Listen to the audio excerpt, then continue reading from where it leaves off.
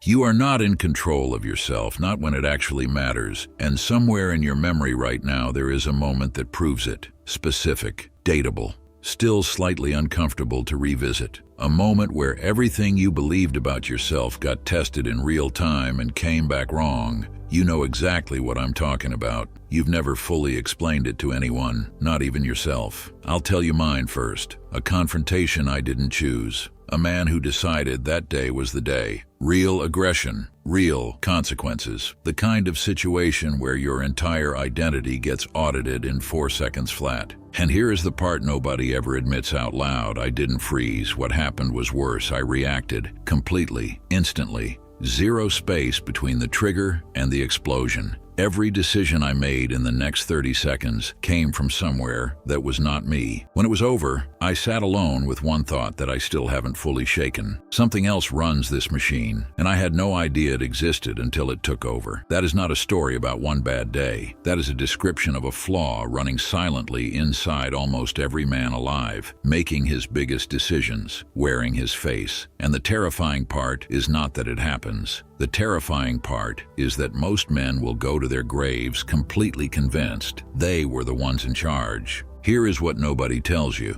You do not lose under pressure because you lack preparation, not skill, not intelligence, not experience. You lose because there is a version of you that activates the moment stakes turn real, and that version was never trained. It was left running on factory settings, and factory settings under real pressure will destroy you in ways that are impossible to explain to anyone who wasn't inside your body when it happened. Miyamoto Musashi solved this problem in the 1600s. No psychology, no framework, no language for any of it. Just 40 years of the hardest kind of daily practice, the kind that has no audience and produces no applause. He fought at least 60 duels against trained killers, won all of them.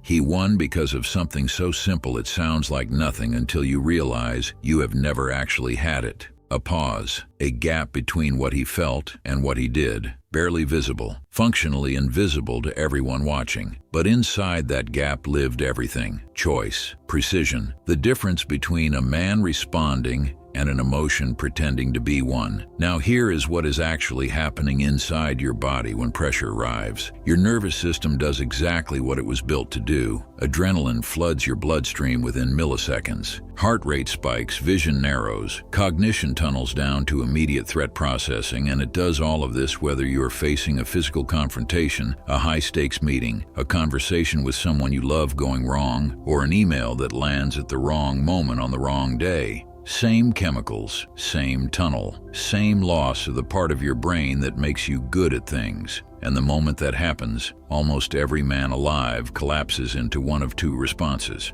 He suppresses it, goes cold and controlled on the surface while the pressure builds quietly underneath until it finds a different exit. Or he becomes the emotion entirely, lets it make every decision, and calls that being real, being authentic, standing his ground. Musashi spent 40 years proving that both of those are just different ways of losing. There is a third option, not a technique, not a shortcut, a trained capacity that almost nobody builds because building it requires something the modern world is engineered specifically to prevent: sitting inside discomfort without immediately escaping it. You feel the emotion fully. You name it precisely, internally, the way a surgeon reads a monitor rather than reacting to it. This is anger. This is the specific humiliation that arrives when someone challenges your position publicly. This is fear with ambition underneath it, trying to get your attention.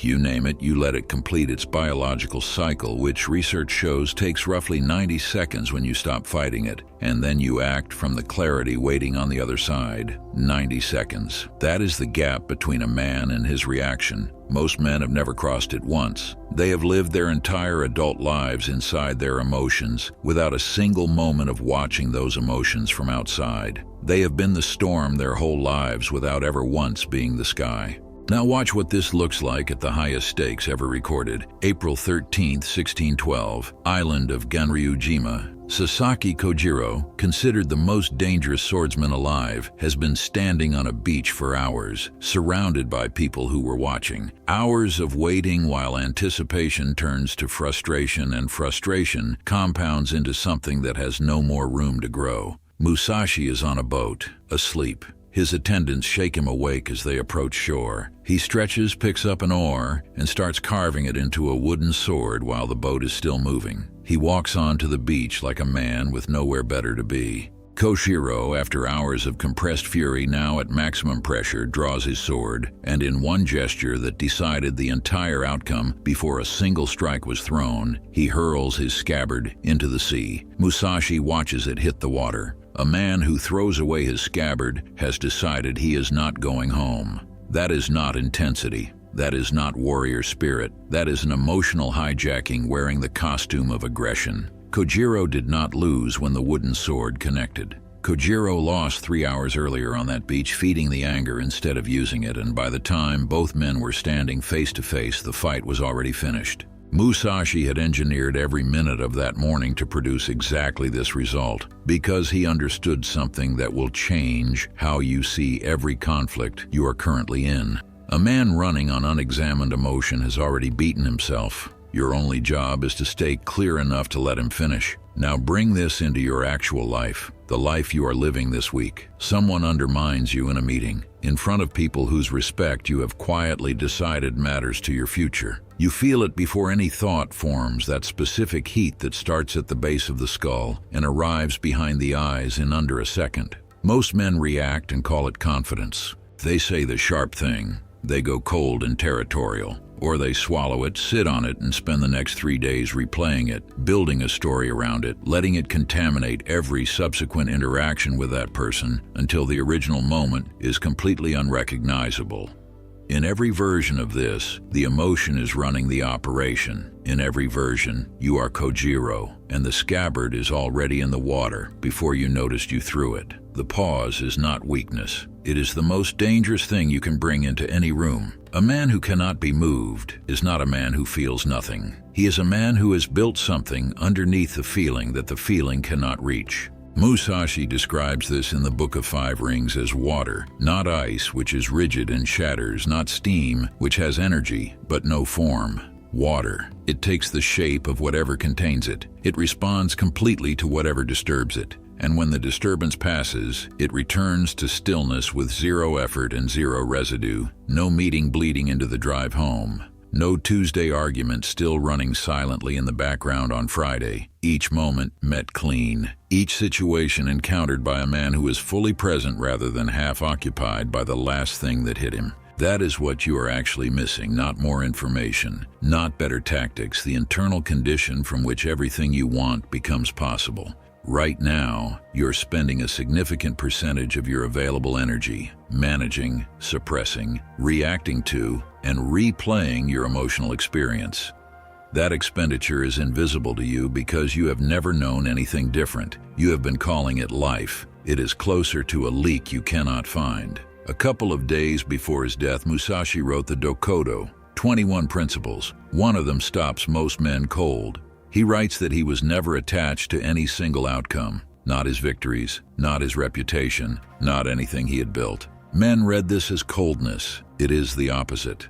It is the most precise form of ambition that exists, every unit of energy directed at the action he could influence, nothing wasted on outcomes he could not control. The result was a man who performed at his absolute ceiling in the moments that mattered most because he had no resources leaking anywhere else. That is available to you, not as a concept, as a practice, starting in the next high-pressure moment you walk into, which, if you are building anything real, is probably today. Musashi did not become undefeatable in the duel. He became undefeatable in the 10,000 invisible moments before it. Every morning of stillness, every training session where he stayed present instead of going through motions, every ordinary moment of pressure where he chose the pause over the reaction and made it slightly more automatic than it was the day before. The training ground is your actual life. Every conversation that tightens your chest, every moment where you feel the static rising and you reach for your phone instead of sitting with it. Most men are slaves to their emotions. They will never know it. That is not weakness. That is simply what happens when nobody shows you the cage. You've seen it now. 60 duels, 60 wins. His greatest battle was the one nobody watched. So is yours. Thank you for watching. If you want to see more videos like this, hit like and subscribe. I'll see you soon.